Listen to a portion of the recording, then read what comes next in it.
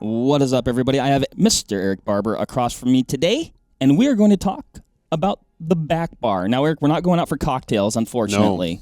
No. It is 8 a.m.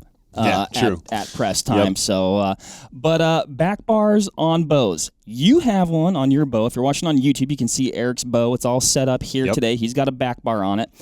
I don't have a back bar on my bow. That's why I didn't bring it in, because it's kind of irrelevant. I've never put a back bar on it. I've been thinking about putting a back bar on it. I actually have a back bar. Yep. I was getting ready for a recent hunt, and I'm like, you know what?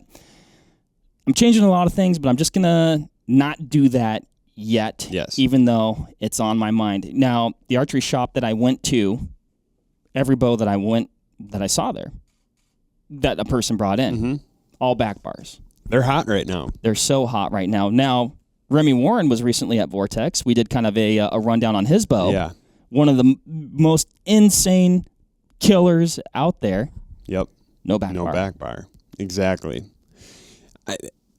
When I look at a back bar, I think the first thing you got to do is you got to take a step back and identify what is the intent of stabilizers on a bow. What are they for? Yes. And I guess what's in a name, right? Exactly. Stabilizer. Exactly. So what you like to consider a back bar, you first got to look at the whole stabilization system as a whole, right? So, if you're watching on YouTube, you see there's a front bar on this and a back bar off the back. My setup, I have a 10-degree drop on my front bar, and I have 2 ounces of weight on the end. The reason for that is I'm trying to pull weight away from the bow and lower the center of gravity of it. So one of the best analogies in regards to the front bar that I've ever heard is like, picture a hockey stick, right? And you're holding it by the blade of the stick. Okay. So you have all the weight in your hand, and you have just a light handle pointing outward. Well, you can whip that thing all over the place, right? But now if you reverse your grip on that hockey stick and you're holding it by the handle and you have the blade out at the front, all your weight is at the front, it's harder to move that thing laterally, left to right. Okay. So that's the reason that people run some of these longer front bars and put weight out on the front. So your goal here, like, you might think about a stabilizer and be like, okay, if the goal is to add weight, why are they made out of carbon fiber, something that's super light? Well, it's not so much the weight, it's where is the weight. So the goal here is a very light carbon blade with a couple ounces of weight all the way out at the end. So that's front bar. Backing up now, you look at the back bar, and if you're watching on YouTube, you can see that there's quite a bit of difference here in the amount of weight that I have on the back. So I have 4 1 ounce discs of weight on my back bar as opposed to 2 in the front. The goal of a back bar is more of that lateral up and down movement. So that's what you're trying to mitigate there. Typically, you'll hear kind of best practices. People recommend double your weight on the back, what you have on the front. So that's exactly what I have. I have 2 ounces up front, 4 in the back. Shorter in the back, though. Shorter in the back. So I have a 10-inch on the front, 8-inch on the back. Okay. I've messed around with a 12-inch on the front and an 8 on the back. I haven't really found one to be like too long. I probably wouldn't go a whole lot longer than 12. That kind of seems to be about my limit, because you got to think too, as you add weight to your front bar, that pushes the length of it out too. So you could have a 12-inch bar with, say, 4 ounces of weight. That's going to push that thing north of 13 inches. So it's gonna lengthen it up a little bit. So okay, that's a high-level overview on stabilizers as a whole. Why I ended up adding this thing to my setup probably just over a year and a half ago was I was kind of having some issues with target panic. And I think what I was going through, it was something that was a lot in my head and not something that was actually, I was making a problem out of something that I was perceiving. And what I was perceiving was pin float. So my pin, I was getting anxiety when I was shooting at some of these longer distances, 60, 70, 80 yards, that my pin wasn't really, the float was too erratic. You're having to essentially, so here's what I'm gathering. Because of your pin float, you felt like you were having to time the shot and punch the release. Exactly. Okay.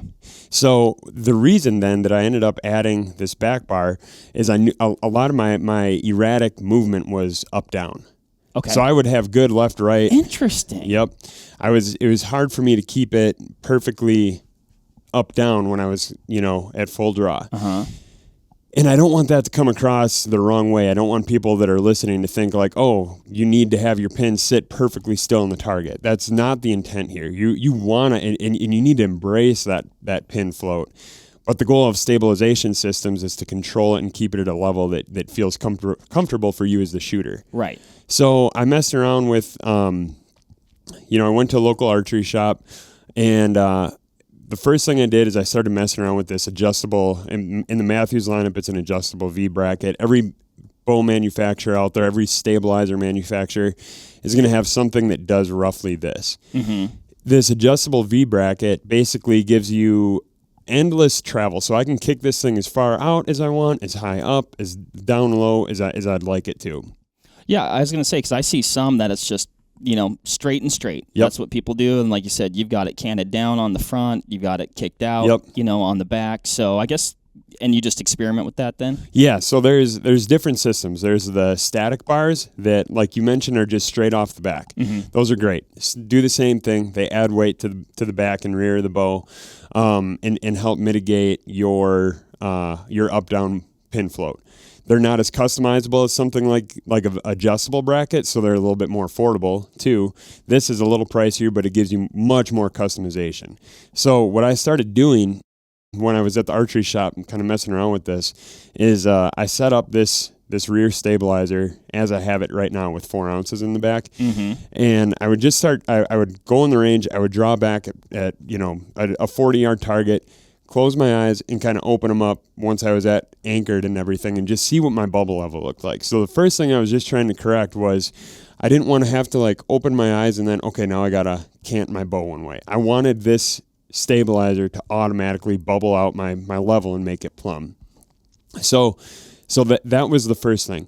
The second thing that I was doing was trying to do my up down on it, which was my height, the angle height. Mm-hmm. And by playing with that, I was able to just kind of, again, that's the reason that it's going a little bit lower, is I'm trying to bring lower weight to the bottom, or more weight to the lower bottom half of the bow. Okay. And the reason for that, again, is just to help kind of make that pin float up down a little bit more controlled. I mean, okay, so is it giving it essentially like a lower center of gravity? Exactly. That's exactly what it's doing. And Okay. that's why you'll see a lot of guys, especially on the target side of things, running these front bars that have a 10, 15, 20, 25 sometimes degree drop in it. So this is a little piece that I got from 365 Archery, I believe. Yes. And basically this, you can choose from a 5, 10, 15, or 20 degree drop. So you can experiment with all that stuff. And it's also a QD for taking your front bar out. So that's one thing that I was going to bring up, and I noticed that you have on this one, and I've seen on others. It's like, okay, you kind of got a lot going on here. Yeah. There's a lot sticking off the bow. Maybe you need to put it in a case. I don't know. It's just kind of like a pain to take things on and off your bow, or it can be. But that looks pretty simple. Having a quick disconnect like that. So and same concept in the back, quick QD that pops out and just slips right into the bracket. So. When it comes to transport, what I typically do is I'll have my bow with my stabilizers off of it in the main part of the case. I'll strap it in there, and then I'll obviously have my stabilizers removed, and I'll put those in a separate sleeve. That way they're not in there loose, bouncing around. Stabilizers are heavy. You don't want them hitting your sight when you hit a bump on the road or you're flying in a plane or something. So that's kind of the intent on the quick disconnects. Mm-hmm. You feel like you've noticed a pretty big difference? Yeah. So when I started, I guess immediately once I put this thing on there, I noticed that the biggest change I kind of perceived was at those longer distances, 60, 70, 80 yards. And really what I was noticing is my pins weren't so erratic when I was at full draw. So it made shooting at those longer distances a lot easier, and my groups kind of shrunk up. Mm-hmm. The other thing that I was able to do is, and this is probably the more important of the two, is target panic. I was able to kind of remedy that a little bit more. Mm-hmm. So I really trusted that when I was at full draw, my pins are on the target. I knew that they weren't going to go anywhere. So it helped me really, like, I shoot with a wrist strap release still. I don't shoot with a hinge or a back tension or anything like that. I'm right there with you. And I have messed around with some back tension style, specifically the knock-on back strap. And that was a really good, like, trainer tool for me during this process when I was getting through this. Basically, as a tension style release, that thing is going to be set to break at a certain poundage of force. So what I did there is I tightened that thing up where it was going to, let's say my holding weight was 14 pounds. I wanted it to break at like 17, 16 and a half, something like that. So basically, you're encouraging that hold, pull through the shot, flexing, and you're bringing your shoulder blades tighter together, and that essentially is how your bow or your release triggers. I'll say so. I've been experimenting with something similar to that, this season as I've been getting my bow set up, and I'm speculating here, but what I'm wondering is if actually I do need to start working on some additional stabilization, possibly with the back bar, because I was finding when I was really like trying to get it to break with almost like predominantly back tension. Yeah. And again, maybe I'm thinking it's like I'm diagnosing myself right now, so buckle up, everybody. But not mentally yet. Next episode. I was actually getting like more pin float because I was like holding, Sure. like really trying to work at getting it to break, which I think I needed to meet more in the middle. Because I'm like, dude, I'm trying to do this right, but I'm making my shot worse. Exactly. And that could be like slightly part of the process, but I think actually I needed to be also squeezing through the shot a little bit more. And kind of backing up to that, that's what I did. Is I'm a big fan of whenever you're shooting a wrist strap release, shorten that thing up as best you can. It's not that is an area where the firearm world to the archery world does not parallel. So in the firearm world, you want your trigger to be right on that first pad of your finger so you can just break right through your shot.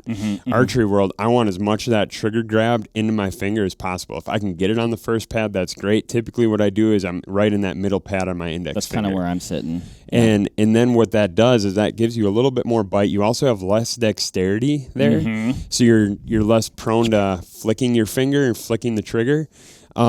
And essentially, if you can picture when you're at full draw with a wrist strap release, hook your index finger over that trigger, over the release trigger, and as you're bringing your shoulder blades together, you're simply trying to pull your hand through the release, if that makes sense. So you're not really using your finger, you're using back tension to activate a trigger fingered release. So again, the big takeaway was that I knew my pins were going to stay where they were, and it kind of helped me get more of that like surprise release, which helped me kind of, I wouldn't say cure target panic entirely, but it helped a lot. One thing, I know we're kind of coming up on time, but I think anytime you talk about back bars, you need to talk about, well, how maneuverable is it? You're adding it's a kickstand. You actually hit my last question. Yes. I'm thinking, either on the ground or in the tree. You just have more stuff. Exactly. And it didn't get the name kickstand for no reason. So, live in Wisconsin, passionate whitetail hunter. That's 95% of my hunting season is chasing whitetails out of a tree, specifically out of a saddle. So something where you got a lot of stuff going on. Oh yeah. And I didn't notice any impact with this thing out of the last 2 years hunting with it. Year and a half, 2 seasons, whatever that is, of hunting with this system that would make me think otherwise about it. If you picture a tree saddle, you have those ropes that go up from it would be your bridge that comes up from the points of your hips onto the tree. Really, when you think about it, it's essentially sticking off the bow only slightly more than your quiver is. The other thing too, if I was somebody that was building a bow right now from scratch and I was like, okay, I'm either going to, I don't have money for 2 stabilizers. I'm going to go 1 stabilization system. I would strongly recommend that person to look into shooting their bow with a back bar before they add the front bar. The reason for that. Which is so crazy because forever, I can think to pre-back bar, right? BB, I guess as they'd. Exactly. BBB. I don't know. Yeah. Before back bar. Before. The first thing that everyone did is they put a stabilizer on the front of their bow. Only on the front. Exactly. Right. And now, if I was building a whitetail specific setup that I wanted to hunt solely out of a tree with and wanted to be as minimalistic as possible but still make it hyper accurate, I would take that front bar off. I would probably have a little bit different sight, something that isn't as bulky as, the Spot Hog Hogfather is one of the biggest, it's a boat anchor of a sight. It's big. Mm-hmm. So I would go with something a little bit more simplistic, probably a single pin mover, and I would set that thing for 30 yards, and that would be my sight system, and my stabilization system would be an 8-inch back bar off the back with weight down low. By doing that, you're not going to have as much weight up here that you're going to need to offset. Mm-hmm. So you're also just going to be a lot more maneuverable. You're not going to have something sticking off the front. Sure. Again, what I would say to anyone that does have concerns about a long 10, 12, 14-inch front bar, your arrow sticks out roughly 8 inches longer than a 12-inch front bar. Sure. So don't worry about that. But if you're between two, definitely before you add weight to the front, mess around with putting it on the back and see how it feels. Mm-hmm. I could see potentially, I do hunt a fair amount of thick country. Yep. And again, then this is I haven't done it yet, but I would wonder if it would hang up a little bit more, on brush as you're trying to, kind of get through some stuff perhaps, which I hate dragging my bow through brush. But, yeah. The way I kind of look at it too is I carry my bow when I'm going through the woods, quiver out. So the back bar is essentially behind me.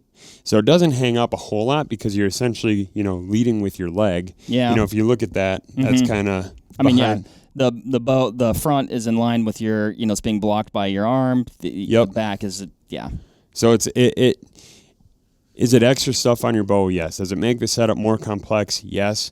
But is it something that is going to intimidate you? Should it be something that intimidates you? No. I mean, I think it's something that is definitely worth messing around with. Again, when people buy bows, like we said, the first thing that they do is they just throw a front bar off the front and they walk out of the archery shop, which is fine. I think that works for a lot of people. But you're spending that money regardless. Just mess around with the location before you kind of walk out of the shop. Yeah. I think people would kind of be surprised what a bow with simply a back bar, no front bar, would kind of balance out for them. So, balancing the equation, balancing the bow equation. Yep. I like it. Well, I think it's something I'm going to give a go here, Eric, and I'm looking forward to it. Cool. I dig it. Appreciate the talk. I appreciate the talk of your journey. It's been a long one, but I think ultimately it definitely helped me feel more confident shooting. And it made shooting more fun. Anytime you're out there at the range and you're battling stuff like target panic, your practice sessions become painful because you're chasing your arrows all over the place. You're making erratic sight movements. You're getting frustrated with yourself because you're not grouping. You know that something is wrong. So if that sounds like you, because that was 100% me a couple years ago, this is something. It's not a magic pill. It's not going to fix target panic for you. Right. But it is a step that will help right you in the right direction. So for sure. It's and all this stuff. It's like this is one thing, right? It's been a while since I've watched me a little manifest, Eric, but it really is all connected. I mean, it is, from the stabilization to your grip to, all the stuff that we have going on with these bows. It is all connected. And I think, eventually you find the right equation for you. Sure. So, absolutely. And this is one way that can help you do that. So thank you, everybody, for listening. Thank you again, Eric. And have you been running a back bar? Do you like back bars? Hate back bars? How are you getting your bow to shoot? All that good stuff. Let us know. We're all here to learn. Drop it in the comments. Hit us up. I want to shoot better. Let me know. Thanks, everybody. Bye. Bye.